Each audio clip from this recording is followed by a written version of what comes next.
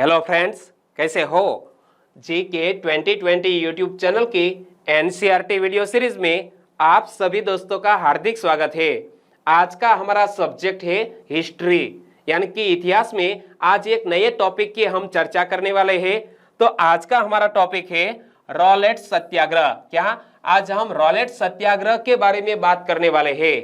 आप चाहे क्लास 1, 2, 3 कोई भी कैडर की एग्जामिनेशन की प्रिपरेशन कर रहे हैं, लेकिन आपके सिलेबस में इतिहास है, तो हमारे इस वीडियो से आपको मदद मिलेगी, क्योंकि हमारे स्वतंत्रता आंदोलन से जुड़ी हुई घटनाओं से रिलेटेड क्वेश्चन अक्सर एग्जामिनेशन में पूछ लिए जाते हैं। तो वीडियो में लास्ट तक बने रहिए। लास्ट में कमेंट सेक्शन में जरूर बताना कि आपको यह वीडियो कैसा लगा। चलिए स्टार्ट करें। तो रॉलेट सत्याग्रह प्रथम विश्व युद्ध के काल में सरकार के द्वारा अपनाई जा रही कठोरतापूर्ण नीतियों के फलस्वरूप भारतीय युवाओं में अंग्रेजी शासन के विरुद्ध व्यापक असंतोष था, और इस असंतुष्टि ने युवाओं को क्रांतिकारी गतिविधियों के लिए प्रोत्साहित किया।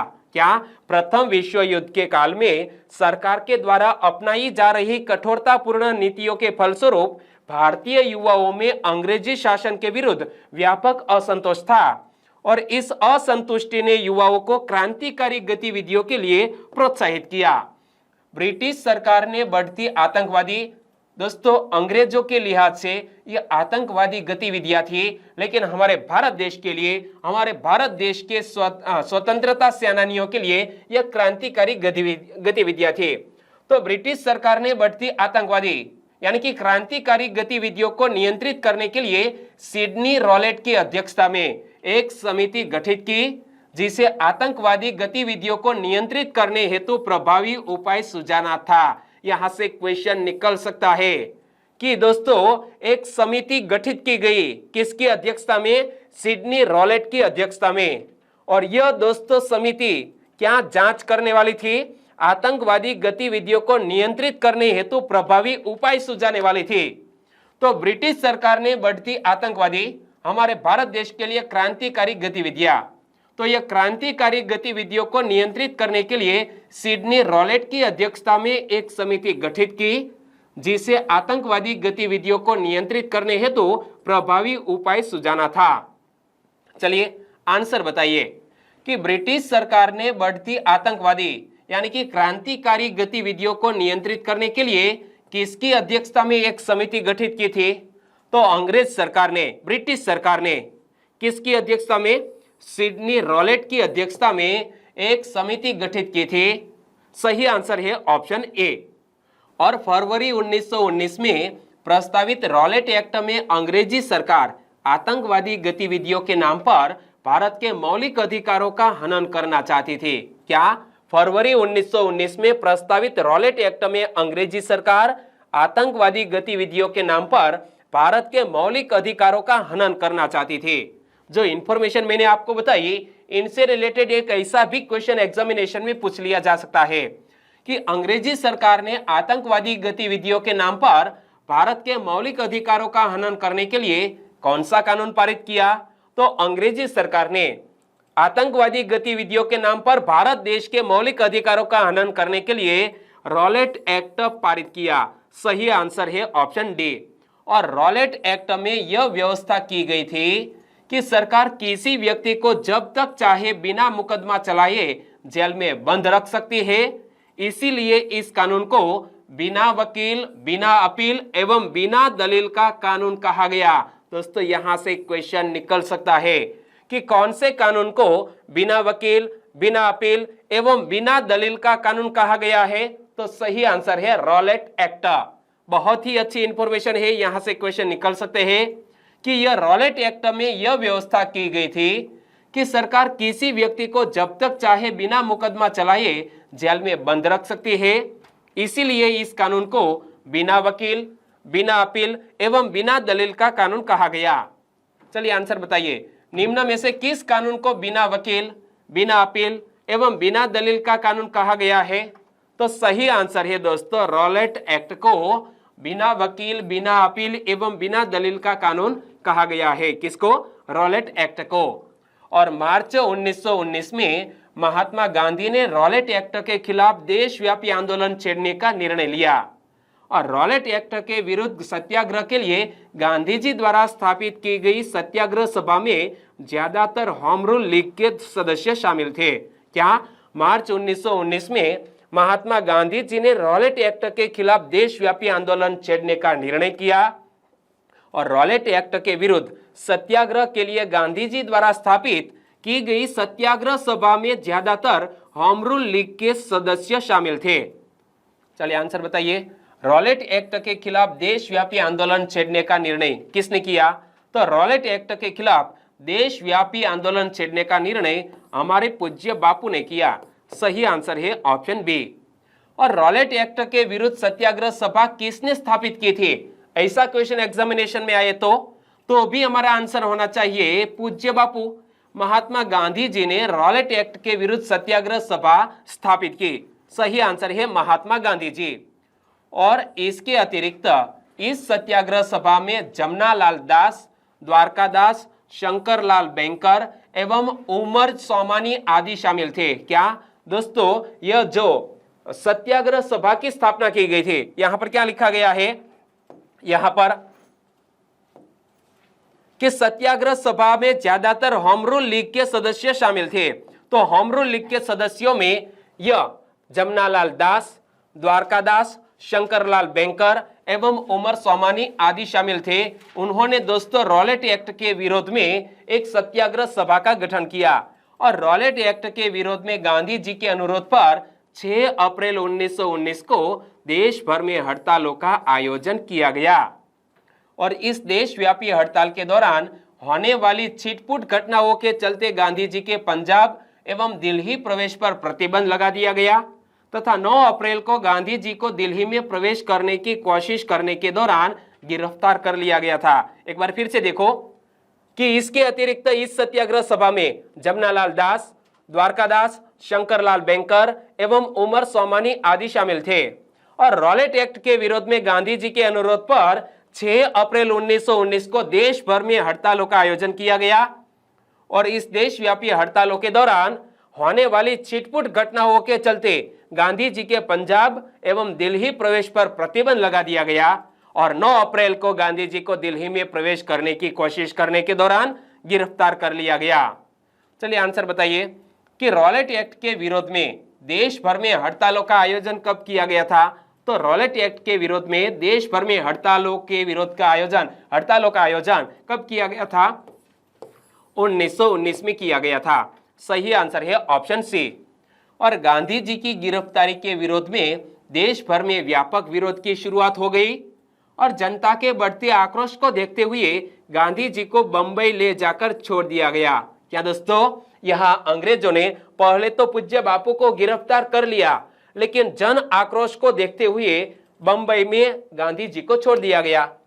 कि गांधी जी की गिरफ्तारी के विरोध में देश भर में व्यापक विरोध की शुरुआत हो गई।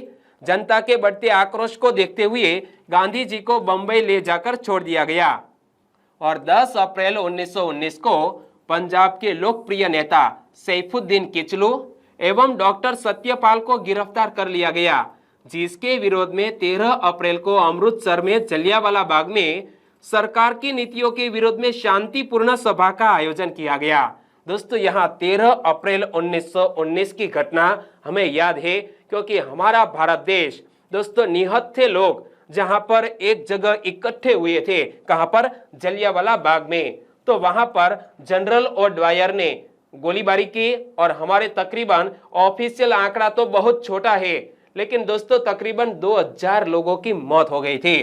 तो 10 अप्रैल 1919 को पंजाब के लोकप्रिय नेता सैफुद्दीन किचलू एवं डॉक्टर सत्यपाल को गिरफ्तार कर लिया गया, जिसके विरोध में 13 अप्रैल को अमृतसर में जलियांवाला बाग में सरकार की नीतियों के विरोध में शांतिपूर्ण सभा का आयोजन किया गया।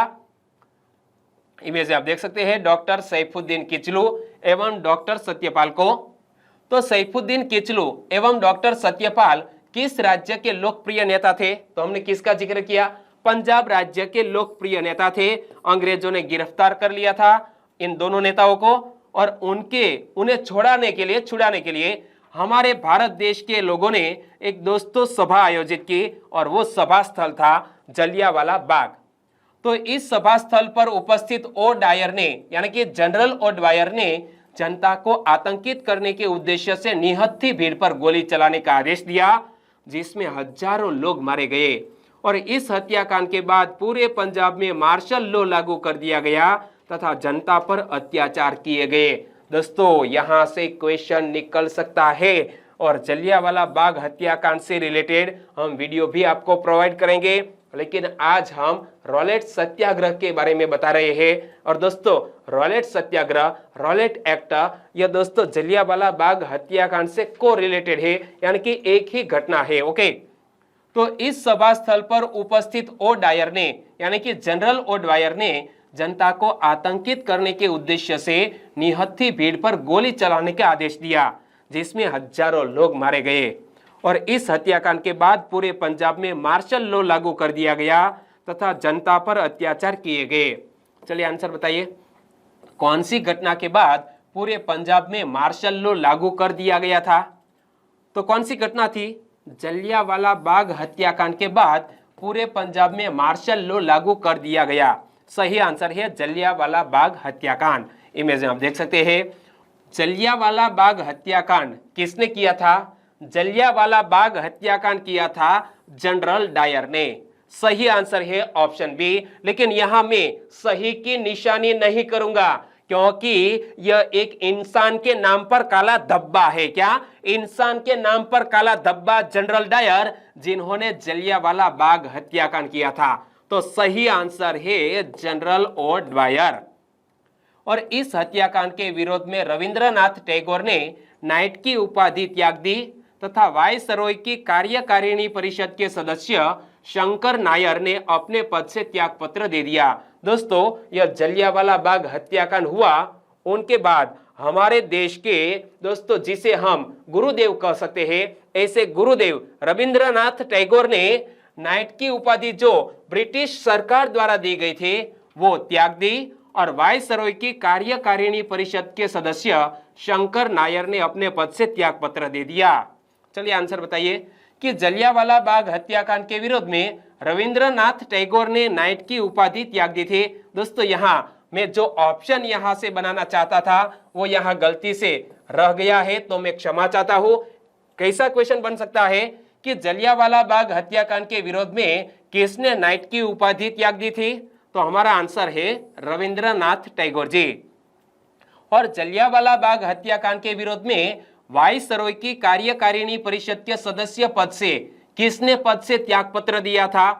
तो दोस्तों याद रखना, वायसरॉय की कार्यकारिणी परिषद के सदस्य थे, ऐसे शंकर नायर ने अपने पद से त्याग पत्र दे दिया था। सही आंसर है ऑप्शन बी।